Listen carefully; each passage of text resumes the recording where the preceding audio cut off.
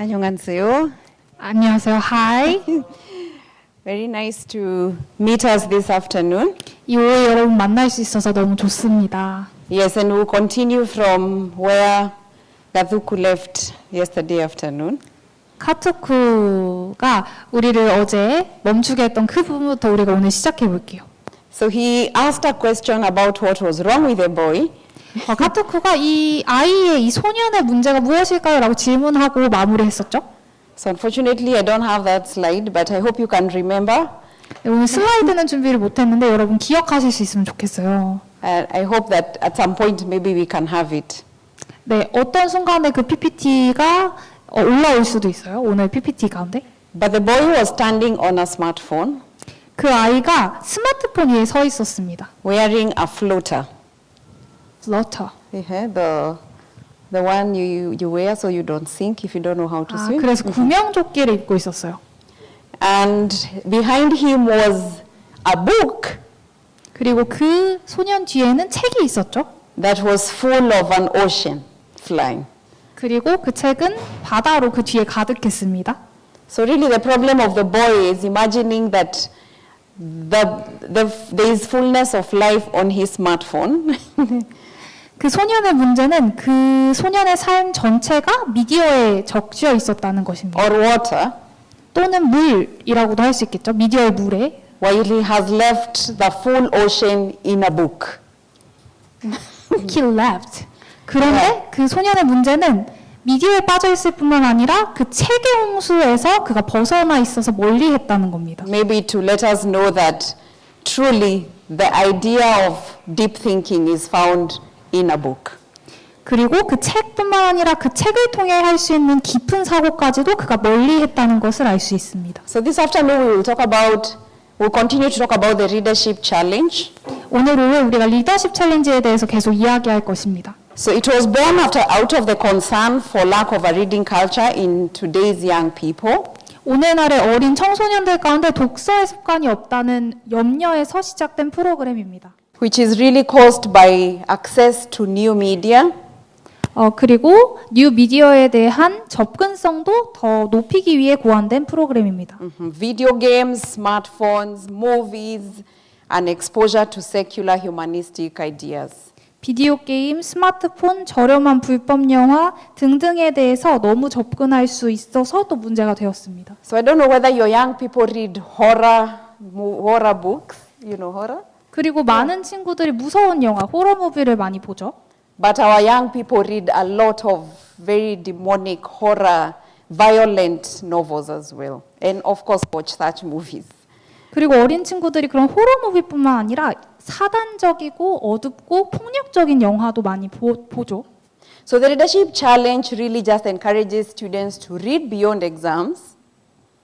그래서 그 친구들이 이제 학생들이 어떤 시험에 관련된 과제로만 책을 읽는 것이 아니라 and develop the most important idea of being able to think deeply.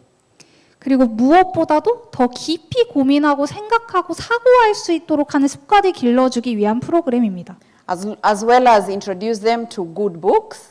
그들에게 좋은 책을 소개할 뿐만 아니라 and a nice way to pass time. Sorry? A nice way to pass time, you know, in terms of entertainment. Yeah. 그리고 또 책은 독서는 좋은 시간을 보내기에 좋은 그런 어떤 통로죠, 방법이죠. So we called it the Readership Challenge. 우리는 이 프로그램을 리더십 챌린지라고 부르고 있습니다. And it was started in 2014. 2014년에 시작이 됐어요. So that's how it looks on the day when we meet with the students. 네, 2014년부터 학생들을 만나고 있습니다. And the idea, the rationale, as I have already explained, is just to help students to enjoy books and learn and just love them. 그리고 우리가 이 프로그램을 시작한 이유는 학생들이 책을 즐길 뿐 아니라 사랑할 수 있도록 하기 위해서 시작했습니다. So I'm going to explain to us how we do it. 그래서 많은 사람들은 그래서 이 프로그램을 어떻게 합니까? 질문합니다. And hope that from our own context you can adopt maybe some of the ideas for your own context. 그리고 제가 희망하는 바는 여러분의 상황적이고 사회적인 맥락 가운데 이 프로그램을 적용할 수 있기를 바랍니다. So we begin by identifying a good book.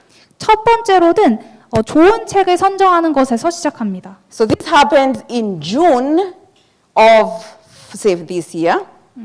And then the program ends in July of next year. So it's a whole year program. It starts at June. Yes, June of this year ends with an awards gala next year in July. 네, 6월에서 시작해서요. 다음 해 6월 또는 7월까지 진행이 됩니다. So we look for a book that is biblically sound, 그리고 저희는 성경적으로 건전한 책을 첫 번째로 조건으로 하고 있습니다. easy to read, 두 번째, 읽기 쉬운 책, very contextually relevant, 관련성이 있는 책, and it also needs to be addressing a very specific discipleship need. 그리고 제자 양육에 대한 특정 필요를 채워주는 책이어야 합니다. So by the end of this, I'll show us the books we've done and what we hoped to have achieved with them. 그리고 이 발표의 마지막에 저희가 어떤 책을 실제로 이 프로그램을 진행했는지 또 어떤 후기를 우리가 얻었는지 제가 나눌 것입니다. So of course we begin by talking to the person who owns the book, who is the publisher. We talk to the publisher. 우리가 어제 출판사가 무엇인지 저희가 나눴죠. And then we negotiate for rights to print the book at home. 우리가 출판사와 어제 협상한다고 나눴습니다. 그 카피라이트를 얻기 위해서 협상하고요. 실제로 우리가 이제 학교에서 프린트할 수 있도록 어떤 연계점을 찾고 있습니다. So once the book is printed at home, then it becomes very easy to access and also very cheaply affordable. 그리고 학생들이 프린트를 집에서 할 수 있도록 학교뿐만 아니라 집에서 프린트해서 실제로 저렴한 가격에 책을 읽을 수 있도록 하고 있습니다. So once we get the book, we physically visit the schools to distribute the book. 그래서 우리가 책을 어쨌든 저작권을 얻어서 책을 출판하게 되면 실제로 직접 학교로 가서 그 책을 배분합니다. So we have about 10,000 public high schools in our country. 저희가 10,000개의 학교에 지금 책을 배분하고 있습니다. And maybe we do about, 20% or maybe even less. 네, Maybe about 20%나 400, yeah. 400 400. schools, yeah. 네, 400. We do about 400 schools. 400개 학교, 10,000개 학교가 우리나라에 있는데 400개 학교에 배분하고 있습니다. So once the students receive the book, 그래서 학생들이 일단 그 책을 받게 되면 they do a guided report. 그들은 리포트 작성 가이드를 받게 됩니다. So they are required to submit a report. 그들은 그 리포트를 작성해서 제출해야 돼요. And since we are very keen on that the book has been read, the report requires the student to show evidence of reading. 책을 실제로 읽었는지 확인하는 것 또한 우리의 큰 관심사이기 때문에 리포트에는 학생들이 독서를 실제로 했다는 증거를 보여야 합니다. So we don't do a book review. 우리가 책 리뷰를 하는 게 아니에요. We ask students to share at least 3 lessons they learned and how they will apply those lessons in their lives. 독후 감상문 하는 게 아니라 학생들이 책에서 배운 3가지 교훈을 나누게 하고 또 그것을 자신의 삶에 어떻게 적용할 것인지 작성하도록 합니다. Then they submit the report of not more than 400 words to their teacher for grading. 그리고 학생은 400자 이내로 리포트를 작성하고 교사에게 제출해서 평가를 받습니다. So the teacher selects their best 5 reports from the school. 그리고 교사들은 학교를 대표하는 5개의 최고의 출품작을 선정합니다. And submits those 5 reports to our office for the National Readership Challenge Competition. 그리고 티마지라는 우리 내셔널 리더십 컴피티션, 리더십 대회에 이 최고의 레포트 5개를 제출합니다. And then we will now meet so that's an example of one of the reports we did with Philip Telfer, who is here. We read his book in 2017 called Media Choices. And in about 500 words, they were supposed to have discussed and applied any 3 principles they learned from Philip Telfer's Media Choices books.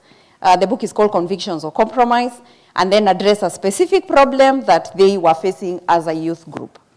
저희가 2017년에는 저희에게 강연해 주신 분이었죠. 필립 델퍼 대표님의 미디어 선택이라는 책으로 이 프로그램을 진행했는데 그것은 한 가지의 예시로 Can you show me the question again? Sorry. 400자 이내로 여러분 서술하세요.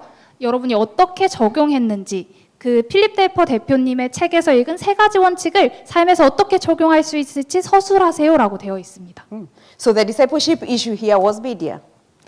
그리고 이 책에서의 문제점, 이슈 문제도 미디어입니다. I will read some of the reports later if I have time to just show an example of one of the reports. 제가 마지막에는 실제로 학생들이 작성했던 리포트의 예시를 여러분들께 보여드릴 것입니다. And then now we have an awards gala. So these are photos from this year's gala. You can see students gathered at a local university from different schools. 그리고 티마지의 심사위원들이 실제로 수여를 합니다, 상을. 이것이 실제 사진들입니다.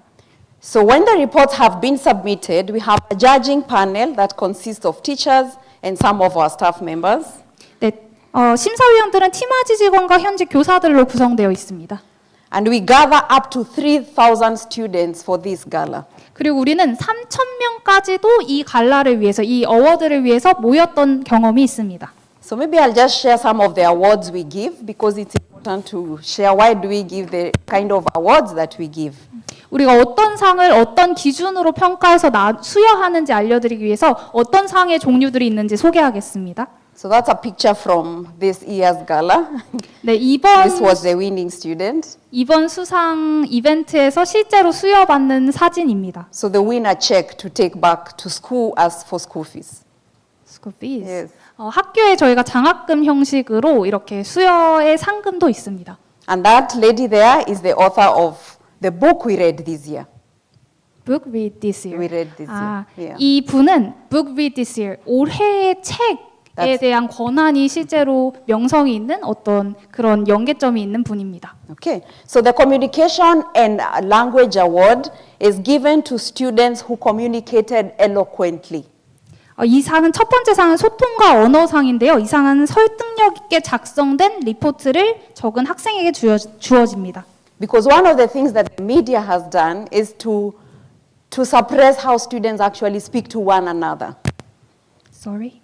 Students are not able to communicate effectively because they spend too much time on their screens.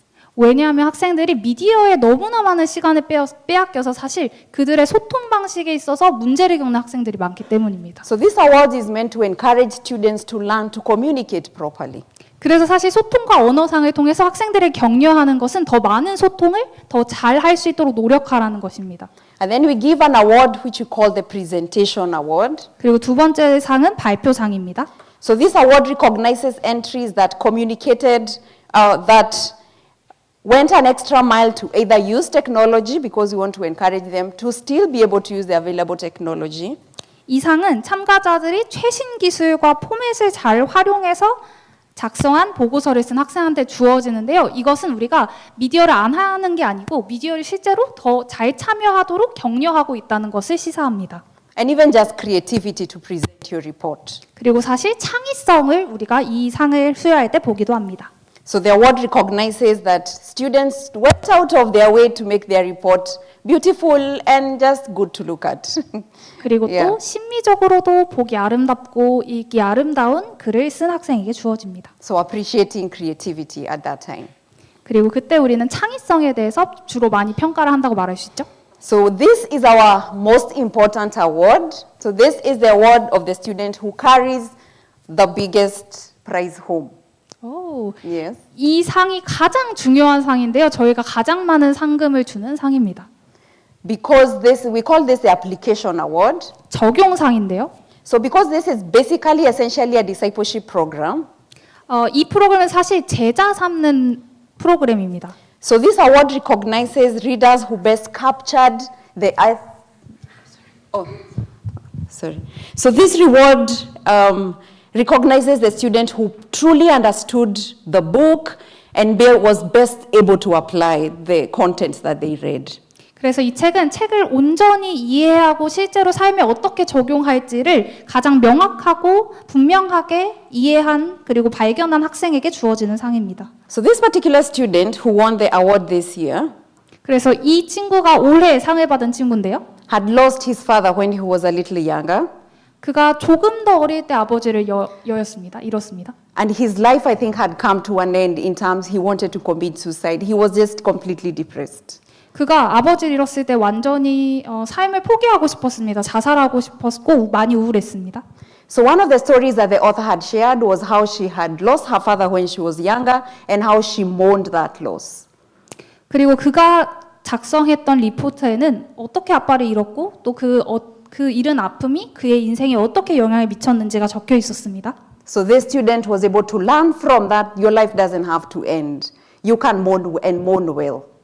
그런데 그 책을 통해서 그 소년이 배운 것은 여기서 인생을 끝날 필요가 없다. 나의 인생에 더 많은 좋은 것이 기다리고 있다는 것을 발견했습니다. So these are some of the books we have done in the past. 이것이 우리가 지금까지 해왔던 책들의 리스트입니다. So that's the story of the heavenly man. I think most of us know the heavenly man. Brother Yun. 아마도 우리가 하나님의 사람 윤이라는 책을 여러분 아실 것 같아요. He's a brother from China from the underground church. 그 지하교회, 중국의 지하교회 분이시죠. So we've done Choosing Your Career. It's also a book on how do you use your, how do you actually make decisions about how you spend your life after high school. Media choices. Choosing Your Career. Choosing Your Career. 그리고 두 번째 책, 커리어 선택이란 책에서는 우리가 고등학교를 졸업한 이후에 어떤 커리어를 선택해 나갈지, 삶을 어떻게 살아갈지 고민하는 책입니다. That next there is the biography of Dietrich Bonhoeffer. 그 다음 책은 보네퍼 전기입니다. Bonhoeffer was a Christian in Germany when Hitler was ruling Germany at that time. And so it talks about his courage to be able to stand against a bad governance. 그래서 독일에서 기독교가 금기시됐을 때 그가 기독교인 독일인으로서 그가 어떻게 하나님을 예배했는지 그리고 어떻게 신앙을 지켰는지가 여기 적혀 있습니다. And of course we had media choices written by our brother Philip here. 그리고 우리 형제 되신 필립 대표님이 적어주신 미디어 선택도 있습니다. On how to follow Jesus in a media saturated world. 그리고 미디어로 가득 찬 이 세상에서 하나님을 어떻게 따라갈 수 있는가를 고민하는 책입니다. And that book there is written by a teenager. It's called This Changes Everything. 그리고 그 다음 책은 청소년 아이에 의해서 쓰여진 책인데요. 책의 제목은 이것이 모든 것을 바꾼다입니다. Simply how the gospel changes the teen years. 이것은 복음이 그의 청소년기를 어떻게 바꿨는가를 적어놓은 책입니다. And that book is on mental health. It's called In Search of Sanity. 그리고 그 다음 책은 In Search of Sanity. Yeah. Mental health. 어떠한 정신적인 건강함에 대한 책입니다. 내 양극성 상태가 어떻게 축복이 되었는가 이런 책입니다. Okay, so it tells the story of one Ugandan man and how his condition of mental health helped him to find Jesus and to be able to stay sober to date. 그가 가지고 있던 정신적인 질환이 어떻게 예수님과 더 긴밀한 관계를 맺게 도왔는가, 어떤 도움이 되었는가, 오히려 축복이 되었는가에 대한 책입니다. And finally this year we read the story of Dr. Florence Muindi on her pursuit of God and his calling for her life. So she works among the poor in terms of missions. It's called The Pursuit of His Calling.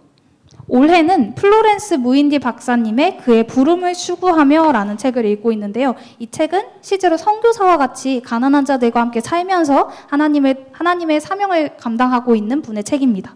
And next year, or rather this year, towards the end of next year, we are doing a book called Pray Big by Alistair Begg on prayer. A book on prayer.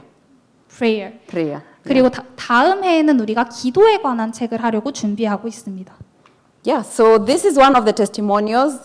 Especially I think I got this from the books, the reports from Media Choices. 그리고 이것은 실제로 아이들이 그 이 프로그램을 하면서 했던 후기들인데요. 특별히 필립 델퍼 대표님의 책 미디어 선택을 한 이후 그 책으로 리포트를 작성한 이후입니다. So this student is talking about how WhatsApp had brought conflict between him and his parents. 그래서 처음에 이 아이가 왓츠앱을 시작하면서 부모님과 갖게 된 갈등들을 말하고요. And how reading the book Media Choices helped him to see his own wrong. 그리고 독서가 어떻게 부모님의 말을 통해서가 아니라 스스로 자신의 잘못에 대해서 인식하게 도와줬는지 적혀 있습니다. And he was able to restore his relationship with his parents and God. 그리고 이 안에는 하나님과의 관계뿐만 아니라 부모님과의 관계가 어떻게 회복되었는가도 적혀 있습니다. And he says that he must cease to live for himself and live for Jesus. 그가 이제 자신을 위해서 사는 삶을 멈추고 이제 하나님을 위해 살겠습니다라고 그가 고백합니다. So there could be more, and I'm happy to share this just for your own reading. 제가 여러분들 잠깐 읽으실 수 있게 제가 둘게요. But I wanted to show us this because I think this is very important. One of the things that we thought we need to add is the reading of the Bible.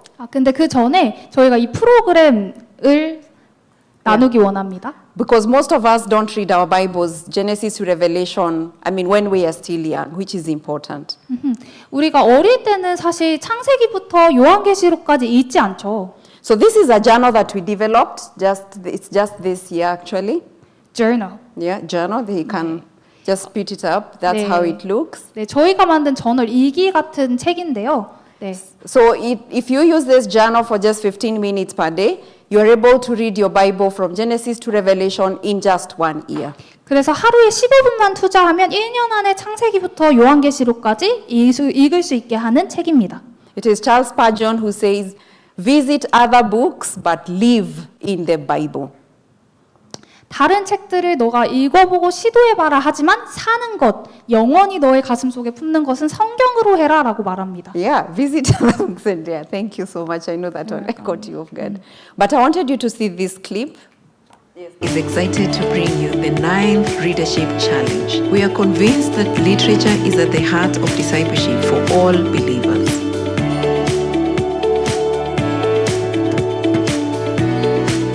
I look up to Christ and I have indeed accepted my call to continue spreading the word.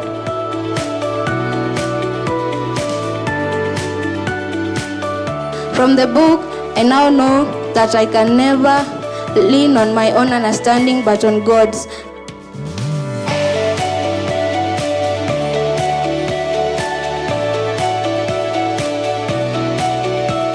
We believe that these high school years are probably the most fruitful time on how you make your decisions towards how God uses you later in life. And we want you to know that the things you're doing these years that seem to be childish are probably going to shape the person that you will become in the years that God will give you. I remember in that readership challenge I read, it was Brother Yun. Personally, Brother Yun really opened up my mind and I was like, there are still people who are being persecuted for the gospel. I remember in that readership challenge there was an altar call for the people who wanted to be missionaries and spread the word of God.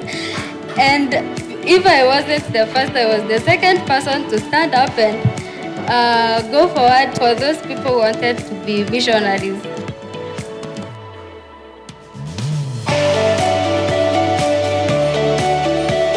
We have to be willing to pay the price so that we can be able to go to God and say, God, whatever it takes, literally whatever it takes, here I am. I want to be your disciple. I want to serve you with all of me.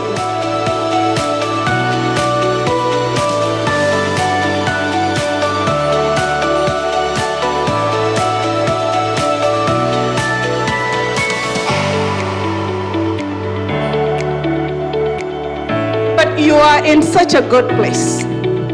The rest of your life is before you.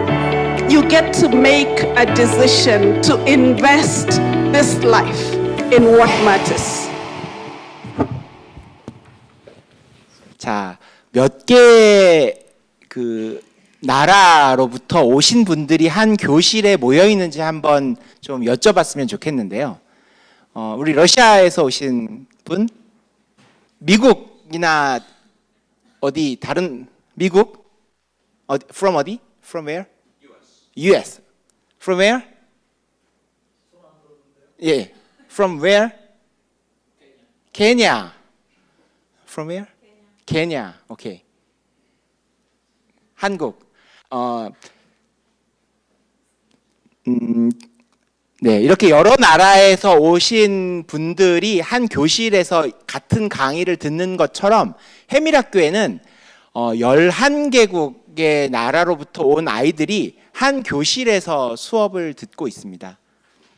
그래서 오늘 이야기는 지금 강의를 들으시는 것처럼 사실 통역기를 끼고 어떤 이야기들을 하는지 수업에 집중을 하게 되는데요. 사실 이러한 방식은 조금 선생님 중심인 교실입니다. 학생 중심의 교실이 되지 않고 선생님의 언어에 맞추는 교실, 많이 배려한 부분들은 통역기를 끼고 할 수 있다라는 것이 많이 배려된 교실인 것이죠. 하지만 해밀학교에서는 미디어라는 부분들과 다양한 방식을 통해서 학생들이 어떻게 수업에 참여하고 배움을 갖고 성장할 수 있는지를 고민하고 있고요. 그 부분에 대해서 오늘 이야기를 나누려고 합니다. 저는 해밀학교 이경진 교장입니다. 해밀학교는 2013년에 설립된 다문화 중학교로요. 다양한 국가에서 온 학생들이 함께 모여서 공부하는 독특한 환경을 가지고 있습니다. 현재 11개국의 학생들이 7, 8개국의 언어를 사용하면서 수업을 듣고 있습니다. 한국어를 모르는 학생들이 50% 정도는 됩니다. 이처럼 다양한 배경을 가진 학생들이 한 교실에서 모여 학습하는 것은 그 자체가 큰 도전이지만 다른 면에서 보자면 굉장히 독특한 엄청난 가능성들을 가지고 있다는 것을 의미합니다. 다문화 학생들은 자기가 가지고 있는 다양한 경험들 또 다양한 언어들 가지고 있기 때문에 서로 배우고 성장할 수 있는 귀중한 자원이 됩니다. 그러나 한국에서 하고 있는 전통적인 교육 방법만으로는 이러한 가능성을 충분히 살리기 어렵습니다. 기존의 문서 기반, 페이퍼 같은 문서 기반의 교육이나 교과서 위주의 교육 수업들은 하나의 언어, 한국에서는 한국어가 되겠죠. 하나의 언어에 의존할 수밖에 없고 언어의 장벽이 있는 베트남에서 온 친구들, 러시아에서 온 친구, 중국어, 베트남어, 태국어 등을 사용하는 친구들에게는 수업을 받고 교사와 학생들이 서로 소통하는데 굉장히 어려움을 겪게 됩니다. 전통적인 방식으로는 다양한 언어와 문화적 배경을 가진 학생들이 동시에 수업에 참여하고 또 학습하는 데는 한계가 발생할 수밖에 없습니다. 이로 인해서 학생들은 자신의 능력을 충분히 발휘하지 못하고 학습에 소외감을 느끼는 경우도 발생합니다.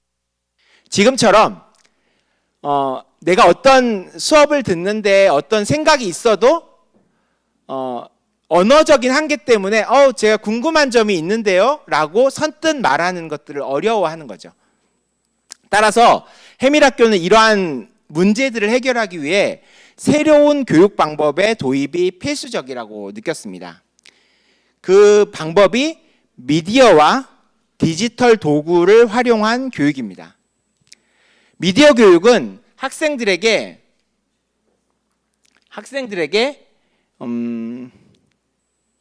어디 있죠?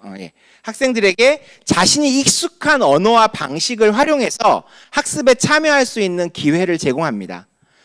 구글 플랫폼과 같은 그 도구들을 활용하면 교사와 학생 사이에 실시간으로 소통할 수 있습니다.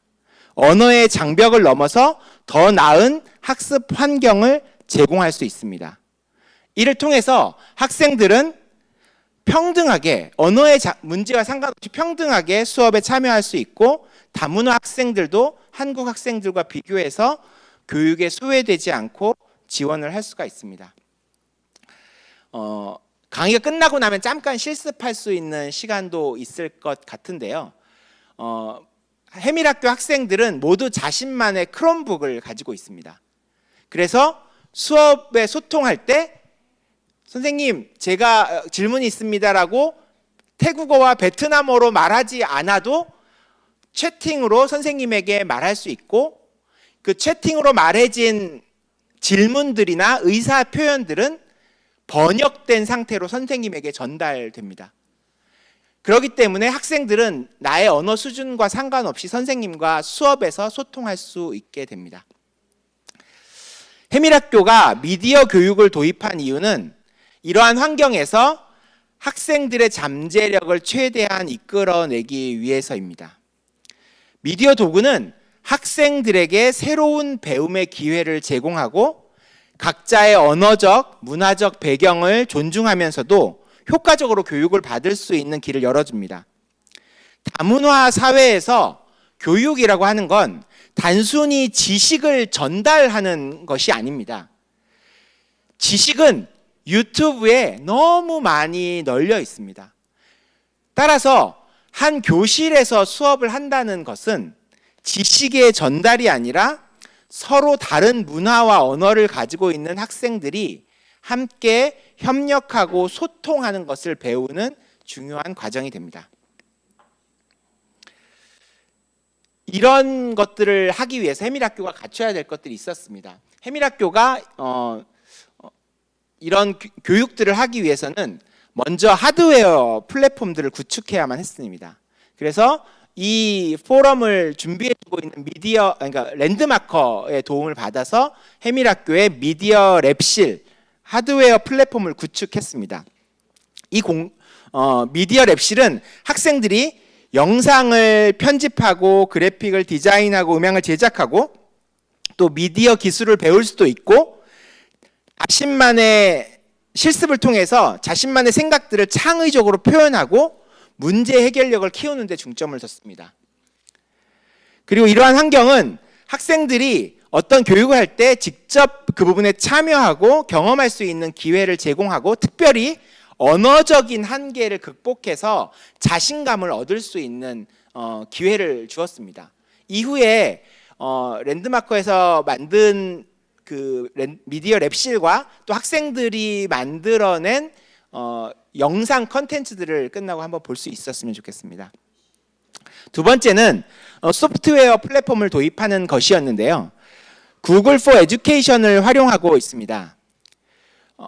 이 부분들을 선택했던 이유는 가장 큰 이유가 for free, 무상이었기 때문입니다. 엄청나게 큰 혜택들을 제공해서 구글 클래스룸, 구글 문서, 구글 드라이브, 다양한 디지털 도구들을 활용해 가지고 온라인에서 과제를 제출하고 수업을 진행하고 실시간으로 피드백을 받을 수 있는데 여러 가지 언어로 제공할 수 있다는 것 덕분에 다문화 학생들이 쉽게 학습에 참여할 수 있게 됐습니다. 또 구글 미트를 열어놓고 수업을 하게 되면 학생들이 말하는 부분들이 구글 미트 영상에 그 번역된 자막으로 보여지게 됩니다. 충분한 시간이 있다면 이 구글 플랫폼에 관한 그런 교육으로도 한 5일 정도는 그 이야기를 할 수 있을 거고 굉장히 매력적인 요소들이 많이 있습니다. 이런 것들을 통해서 해밀학교 학생들이 수업에 참여할 수 있는 그런 구조들을 해밀학교에서는 만들 수 있었습니다. 그림이 어색할 수 있는데요. 에듀테크를 활용한 미디어 커뮤니케이션을 통해서 그 학생들은 교육을 받고 있습니다. 지금 오늘 제가 이야기하고 있는 강의의 내용들은 들어보셨겠지만 챗 GPT, 인공지능 어플리케이션, 인공지능 그 도구를 활용해서 강의의 초안을 잡았고요. 프레젠테이션은 제가 챗 GPT를 통해서 만든 강의 안을 가지고 5분 만에 프레젠테이션을 만들었습니다. 인공지능에 강의안을 넣고 생성해 주세요 라고 요청하면 지금 이와 같은 것들을 생성하고 이 이미지도 그 감마라고 하는 어플리케이션에서 직접 제 강의안을 보고 만들어 준 거고요. 이 프레젠테이션을 만들어내는데 5분이 걸렸습니다. 5분. 그리고 조금 번역하는 작업들을 위해서 마무리하는데 한 10분 정도가 걸렸고요. 이와 같이 에듀테크를 사용하면 다양한 언어와 문화와 배경을 가지고 있는 학생들에게 조금 더 수월하게 접근할 수 있습니다. 미디어를 단순히 텍스트다, 영상, 음성, 이게 미디어다라고 생각하는 것을 넘어서 커뮤니케이션을 할 수 있는 도구라고 생각을 한다면 에듀테크라고 하는 기술은 특히 다문화 교육에 있어서는 매우 중요한 역할을 하는 미디어가 됩니다. 우리가 일반적으로 생각할 때 미디어 하면 영상 미디어, 그 다음에 텍스트, 음성 이런 것들을 미디어라고 생각하는데 지금 시대에서 미디어를 커뮤니케이션 도구라고 생각을 한다면 에듀테크와 인공지능이 미디어라고 간주될 수 있다는 말입니다. 그래서 해밀학교에서는 다양한 배경을 가진 학생들이 서로 소통하고 이해하는 과정으로서 미디어 커뮤니케이션을 이해하고 있습니다. 해밀학교는 구글 플랫폼을 이러한 소통을 지원하는 강력한 미디어 도구로 활용하고 있고 인공지능 또한 마찬가지로 아이들과 소통하고 상호 소통하는 곳에 활용하고 있습니다. 그래서 이 구글 플랫폼과 인공지능 도구들은 다문화 학생들이 언어와 문화의 장벽을 넘어서 학습이 일어나고 성장이 일어나는 환경들을 제공합니다. 구글 클래스룸을 통해서 학생들은 교사와 원활하게 소통하고 학습 자료를 주고받습니다. 그리고 구글 문서를 통해서 협업 작업을 시행합니다. 그리고 구글 미트를 통해서 실시간으로 수업에 참여하고 또 다른 나라에 있는 협력 교사와 연결할 수 있습니다. 한 수업 시간에 일본에 있는 선교사님 혹은 일본에 있는 교사와 연결해서 내 수업과 그분이 같이 티칭을 할 수 있는 환경을 만들어 줄 수 있습니다. 그래서 함께 있는 학생들의 나라와 언어가 어찌됐든지 간에 이 학생들의 니즈에 맞춰서 설명하고 수업을 진행할 수 있게 됩니다.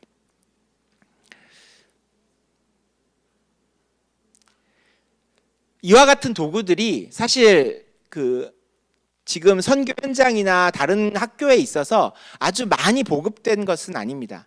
그래서 이 에듀테크라고 하는 부분들이 많은 사역 현장과 학교들에서 관심을 가지고 에듀테크를 활용한 커뮤니케이션을 활용해서 학습하고 그 다음에 학생들을 성장시킬 수 있도록 연구하는 일들이 일어났으면 좋겠습니다.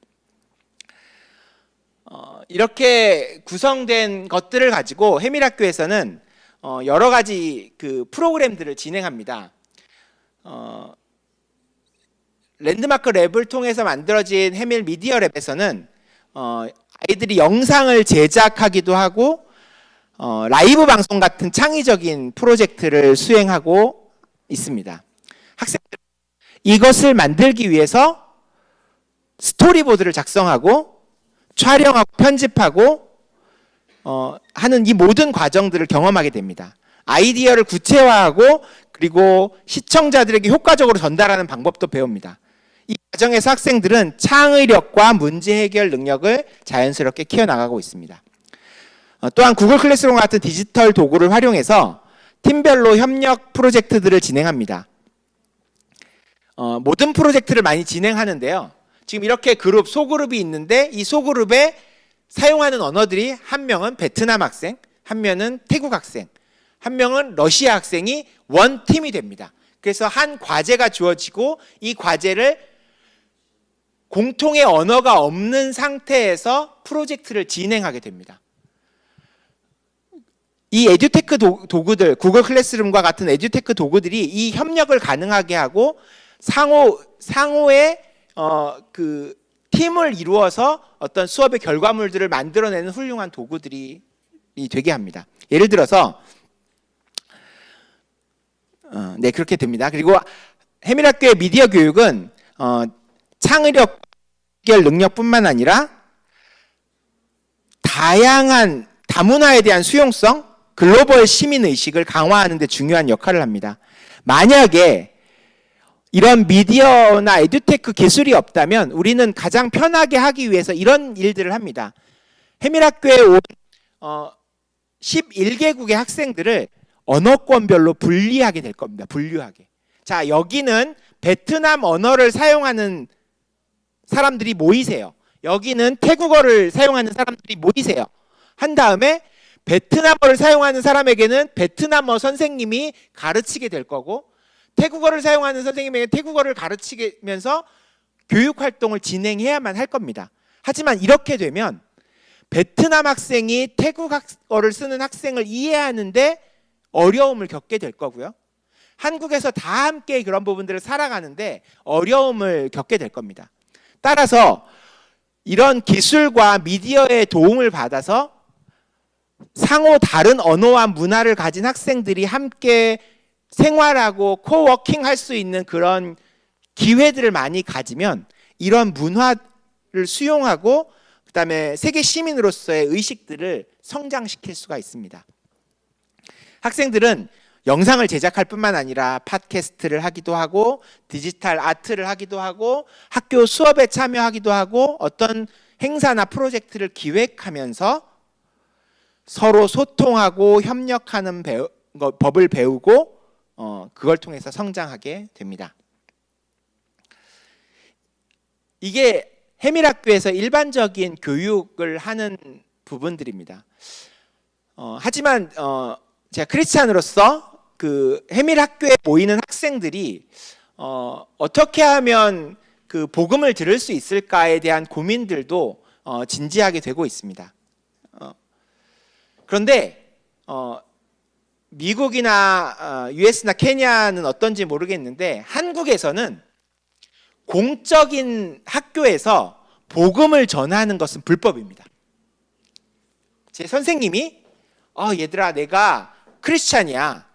그래서 너네들에게 예수님을 좀 알려주고 싶어. 이런 얘기를 수업 시간에 하면 저는 고발당하게 됩니다.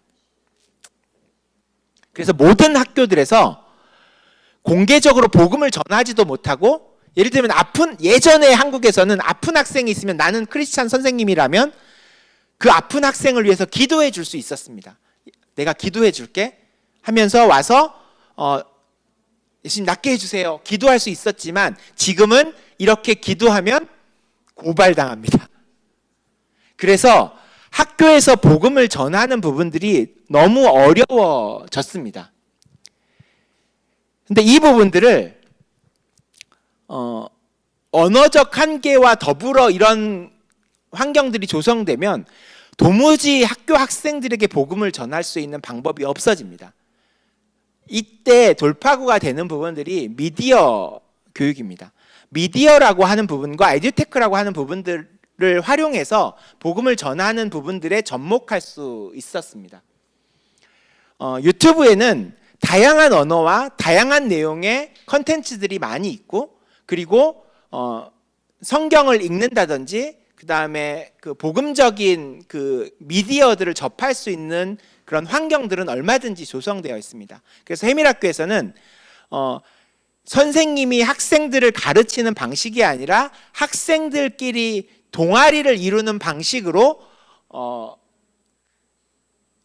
교육을 하고 복음을 전합니다. 되게 신기하게도 선생님이 학생들에게 복음을 전하면 불법인데 학생들끼리 내가 믿는 하나님에 대해서 이야기하는 건 불법이 아닙니다. 그래서 학교에서는 이런 미디어 교육을 장려해서 그 학생들끼리 서로 복음을 전할 수 있는 기회를 열어주고 있습니다. 가장 대표적인 것이 공동체 성경 읽기입니다. 학생들이 함께 3-4씩 모여서 유튜브에서 있는 성경 전권의 유튜브를 읽는 것들이 각 언어별로 되어 있는데 함께 모여서 성경을 읽는 시간들을 갖습니다. 이것이 그 동아리 활동으로 이렇게 하는데요. 이 활동들을 통해서 성경을 접하지 못하는 베트남에서 온 학생, 태국에서 온 학생들이 자국어로 그 성경을 같이 읽을 수 있는 기회를 누릴 수 있게 됩니다. 이런 부분을 좀 확대하려고 하고 있습니다. 결론을 좀 맺겠습니다. 한국의 많은 학교들에서 해밀학교 같은 상황들이 펼쳐집니다. 예전에는 한국 학교 교실에 이런 교실이 있으면 60명의 학생들이 다 한국 학생이었습니다. 한국어만 쓰면 됐었는데 이제는 여러 학교들을 가보면 그 학교들의 교실에는 정말 2-3개부터 5, 6개, 10개의 이주 배경을 가진 학생들이 한 교실에 있다는 것을 알게 됐습니다. 그래서 해밀학교가 하고 있는 이러한 교육의 사례들이 잘 모델링 되어서 대한민국에서 늘어나고 또 세계적으로 이제는 한 언어권별로 살고 있지 않고 모든 언어권을 쓰는 것들이 아주 좁은 지역과 공간에서 같이 지내고 있는 이러한 시대에서 어떻게 교육하는지를 좀 서포트하고 싶은 생각들이 있습니다. 그래서 해밀학교 사례가 잘 정리되고 발전되어서 국내 학교, 국외의 학교, 그 선교 현장에서 다문화 교육과 선교에 선한 영향력을 줄 수 있기를 바라며 학교 수업 시작하기 전에 이런 화면이 띄어지면 학생들은 이거를 휴대폰을 촬영하게 됩니다. 한번 촬영해 보시겠어요? 언어를 쓸 수 있죠. 한번 write down 해보시겠어요?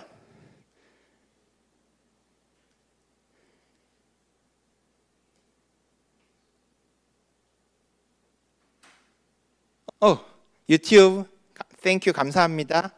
이거 전화번호 뭐예요? 256478 이거 What's this? 네.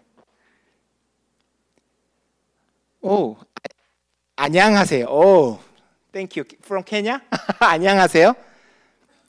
Film making. Who interested film making?